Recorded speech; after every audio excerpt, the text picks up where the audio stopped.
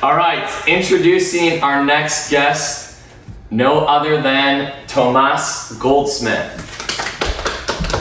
Thank you. So today we'll be learning a little bit more about Tomás, who he is, how he started playing, things like that, as well as a preview of the Fresh Coast Champions Cup, the FC Cubed weekend. So without further ado, we'll jump right in.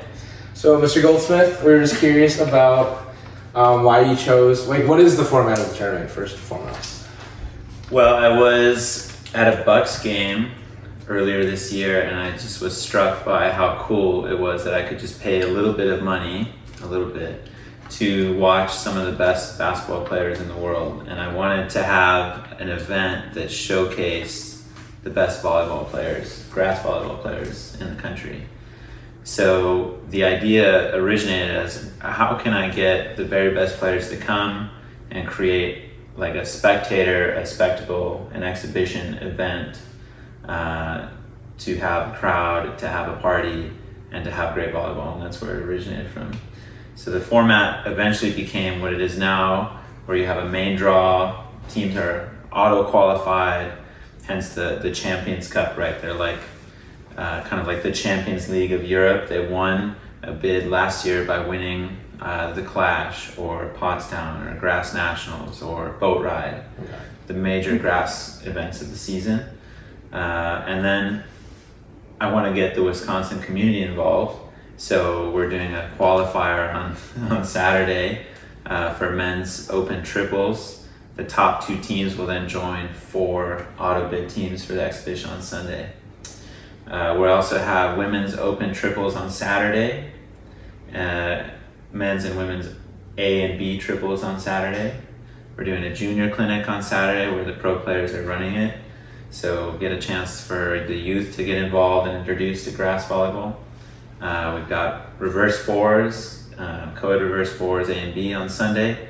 So that way, everybody loves to play, so they don't just come down and watch, but they can play and watch in between as well. Is that power or pure for the reverse? Very important, fellas. It is. Yes. Well, it's a power tournament. Personally, I like power better, even though I won't be playing in it. I just like it more, and I'm hoping that we'll get a lot of teams. There's a power reverse league that's been going on for years at the Annex that Melissa and Jason Shepard are running, and so I'm hoping that popularity will translate into some people who come into the event and participate. Follow-up question to format. What are the rules here? Because I know you guys have experience with playing AVP grass, and so small court, big court, Midwest rules. Yeah, well, in Wisconsin, there's really only one way to play, and that's on the big court. So we love to hear it. Although I would like to suggest to Rebecca Boat Ride that they use refs in the future, so we're going to use refs at our event. Ooh, okay. There's a lot of money on the line, Very cool. And I want people to be able to play without having to ref themselves. Perfect. So where are we playing? It's at Tippecanoe Park, which is in Bayview. Tenuda's restaurant's a pretty famous spot on Clemens Avenue, Clemens, I think, and you just head south about a mile and it's right there. Good location. Is this going to be is this like any way that you could sanction any points for you guys, like in terms of like for the grass tour at all, or is it kind of just a you thing? Yeah, this is not sanctioned by the AVP. Okay. You don't need an AVP America membership to participate. If you have AVP ranking points, it might help your seed a little bit, but other than that, we'll probably just do by committee, kind of like boat ride, and just weigh as many factors as we can. Make sure when you sign up, you put your whole team in. That will help us seed you better. My last question for your segment. With the pre-qualified teams that have already won major things last year, do you have a 1 through 4 of like where you think people will land? I'm not going to say that right now because until the day of, I'm the tournament director and I need everything to be as unbiased as possible and fair. At the event itself, I have a great manager, Amanda Yenter, who's going to be the tournament director. So then I can focus on playing.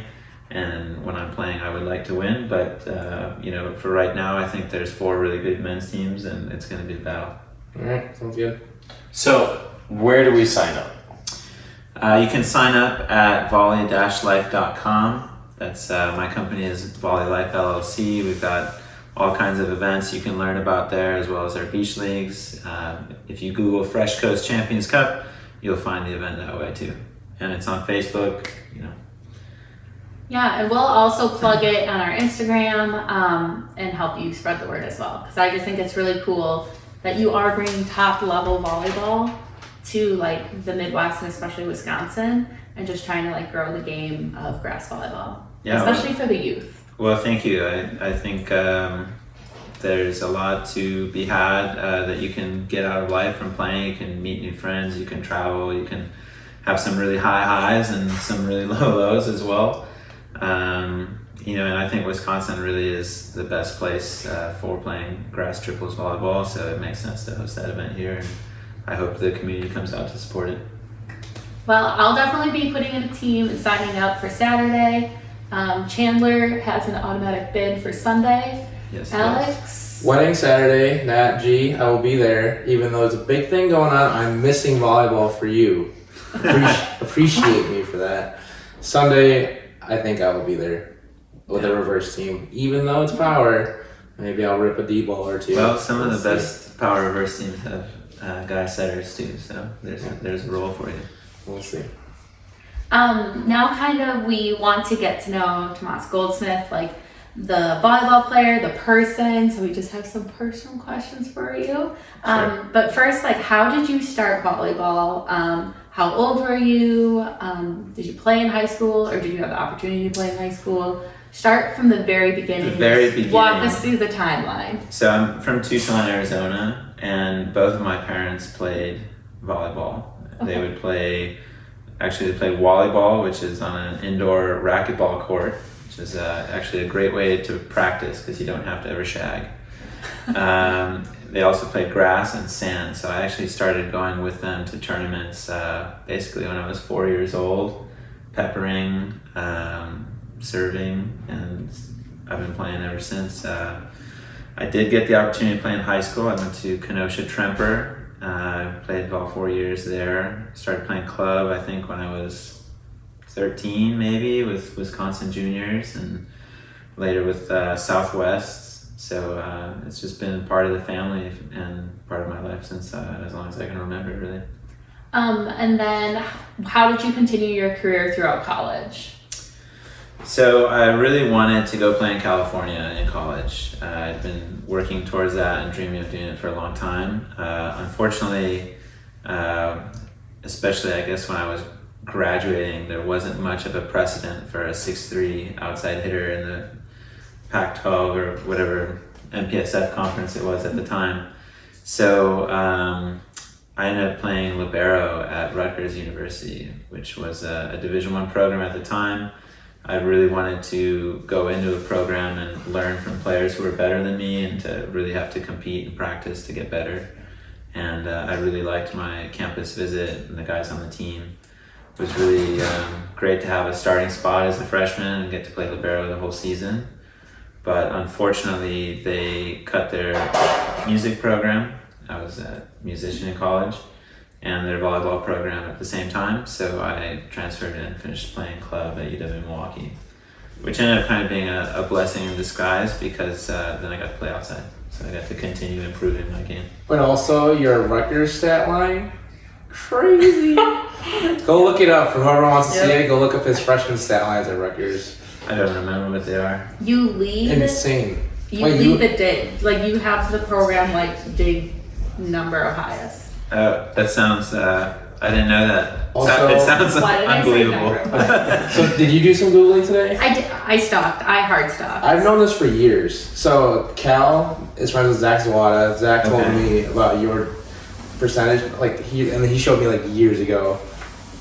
Wild. Well, I have some teammates who probably would dispute that. I think I was a very streaky libero. I was very good at passing, some games I would have a lot of digs, and some games I would have negative digs. So Okay, so that's surprising to me. the day that we release this and we put it on our Instagram, I will just throw that up there for people to read just for fun, and then you can relive that. I think it's really cool that you're a 6'3" libero. Like it always blows my mind that in the men's game that you guys are so tall that like 6'3" is considered short. Yeah, well, I wish it wasn't that way, but it's true. There are definitely a lot of really tall athletic players that play volleyball. It's kind of interesting. Sometimes people talk about like, wow, wouldn't this NBA player be a really great volleyball player? And it's like, I've played against guys who are his height and his athleticism who actually play volleyball, and they are really good at it. You said that you grew up in Arizona for a little bit. Did you play your first grass tournament out in Arizona, or was it in the Midwest? No, I first played a tournament in the Midwest. I think it was a tournament called Slammerama, which used to be held in Racine, kind of on the lakefront in an old like YMCA football stadium. Mm-hmm. Terry and Nancy Paulson ran it for years, and I think I played with some club teammates. And I was like 16. We played in men's B or something like that. Oh my gosh, that's so fun. Do you remember how you did? No, I mean we did okay, and we didn't win. So it was fun though, and we kept playing after.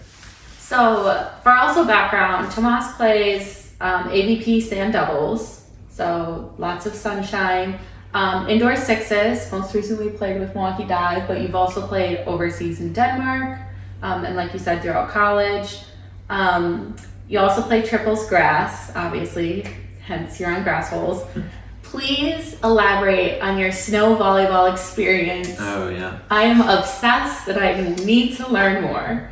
Well, if you are ever fortunate enough to play with Lloyd Ball, he can take you places. And basically I was very fortunate to manage to get on Team Pineapple when he was still playing, and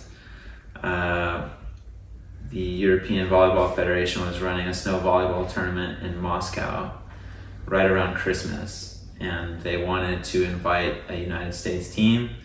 Lloyd Ball used to play in Russia for a long time for Zenit Kazan, so they figured he would be the best choice as an ambassador for the United States, and obviously he's still a phenomenal player.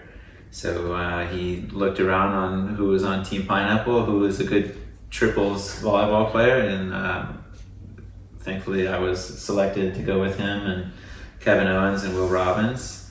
It was a pretty whirlwind trip. I went from LA to Zurich with the women's cohort and got to hang out in Zurich for several hours, and then took another 7-hour flight to Moscow.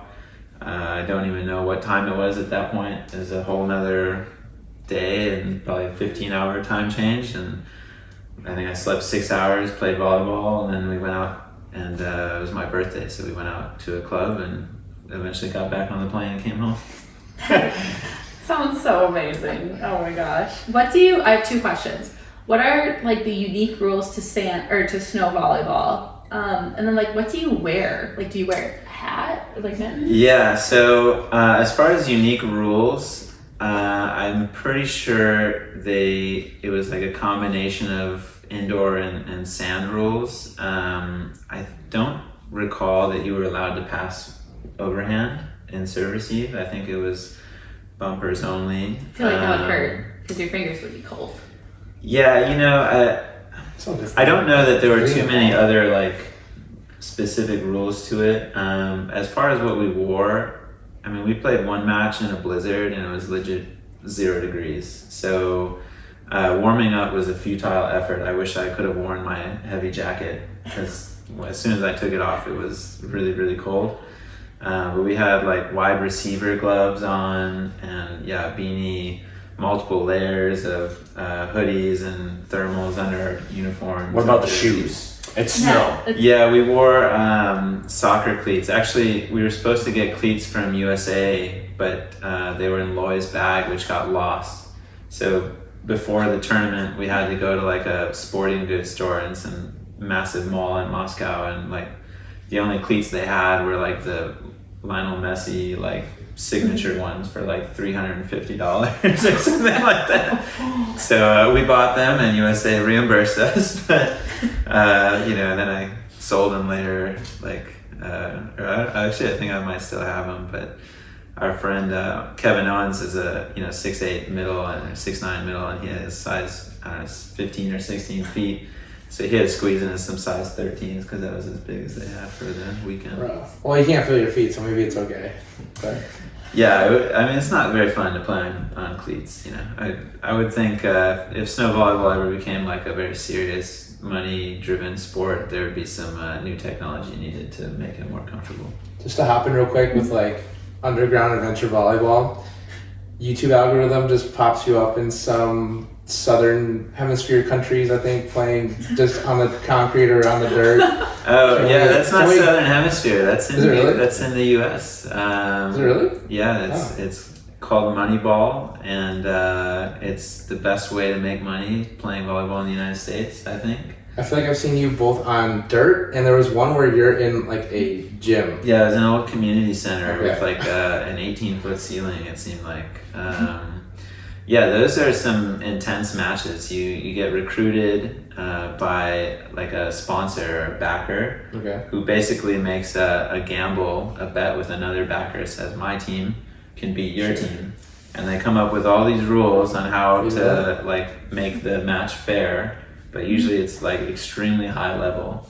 And you get paid just to show up, you get paid more if you win, and you play with and against some of the best players in the country. And I've even played against people from like the Mexican beach national team who have taken silver at like 4-star events in Doha and the FIVB tour. Yeah, those videos are awesome to watch. Whenever they pop up back up on my feed, I'll just watch them again, even though I've seen them all. Just like the crowd, the atmosphere, you can tell by like how hype everyone is. Like it's very. Yeah, well, all of those people in the crowd, most of them have made side bets. Yeah. So they're definitely in it. You know? We're gonna It's a start fun this environment. at the FCC, the FC cubed. We're gonna start making like side bets and bet on teams. And Yeah, we'll make a just decent bet. as long as you Gambling guys as long as you guys do it without anybody from me, Volley Life knowing and the county knowing, I think it's okay. But that is illegal. I do work for the government, so I should know that. But Vegas, you can handle Amanda's bets for her. I got you. All right, Online. I have one for you. We've gotten the chance to play together a bunch. We've gotten the chance to play against each other all the time. And I think sometimes the best thing or the worst thing is your ability to make clutch plays, especially from the service line. When you're going back there, game's on the line, it's the big match, you got the adrenaline pumping, the crowd all around you, and you're at the service line. What's going through your head? I once read a quote that said, I forgot who said it, but the quote stuck with me. It said, "Focus is the ability to think about absolutely nothing when it absolutely matters." And so when I'm going back to the service line, I try to just focus on breathing in and breathing out, and maybe having a little bit of swagger and a smile. And if I can do those things well, then I usually can serve well. So it's about centering myself and achieving a sense of focus and calm before I go back there to serve. That's so cool, and if you've seen this guy play, you see it work time and time again. So you can put those into action in your own game. Oh, thank you. I've seen you like go to the end line, you take a breath, and you do this every single start. You take a breath, and then like you go, and obviously like yeah, and then take your steps. We turn, apologize, serve. viewers at home, for the gunshot that just went through your ears. You can mute it. But I think you've just like, I was just watching you play like serve last weekend, and you've made it just such a habit. Like breathe in, breathe out, do your thing. It just looks so routine and so natural.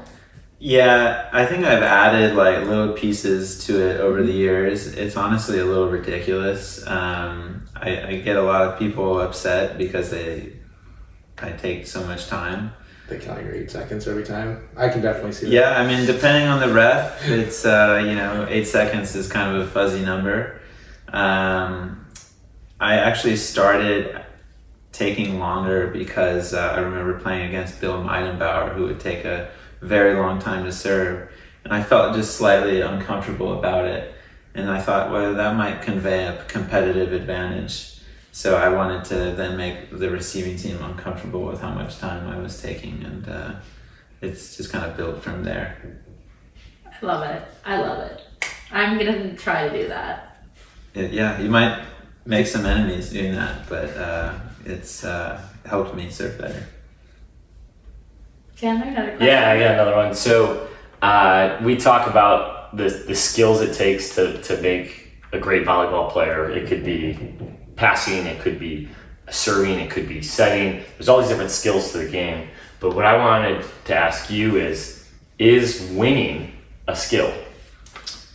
Yeah, I think it absolutely is. You've got your normal passing, defense, serve, receive, but the ones that people don't really talk about, I think there are two big ones, are communication and winning. And winning is really the ability to make the right choice and execute the skill correctly more consistently than the other team.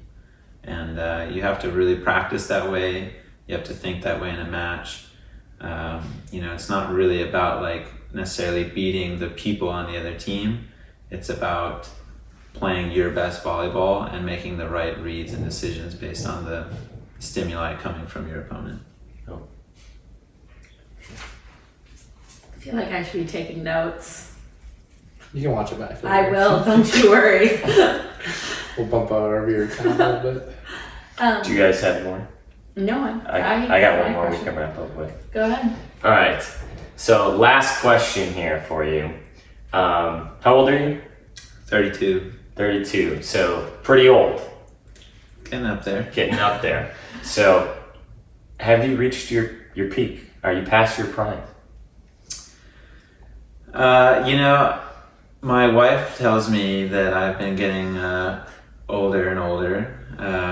All of the aches and pains, her go-to response is, "It's because you're old." I don't think I've fully bought into that yet. I find for me the motivating factor of continuing to play is to continue to see where that peak might be and to push myself into unknown territory. So for me right now, that's primarily the AVP.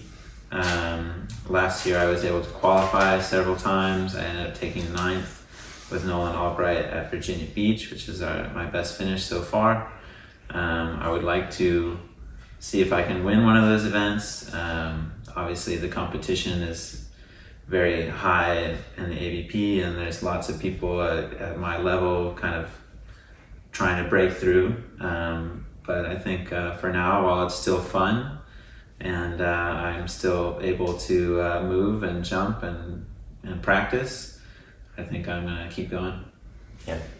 And I guess for data comparison here, if it changes your answers at all, typical male hits their strength peak at age 25, and extreme endurance athletes typically hit their peak at age 32.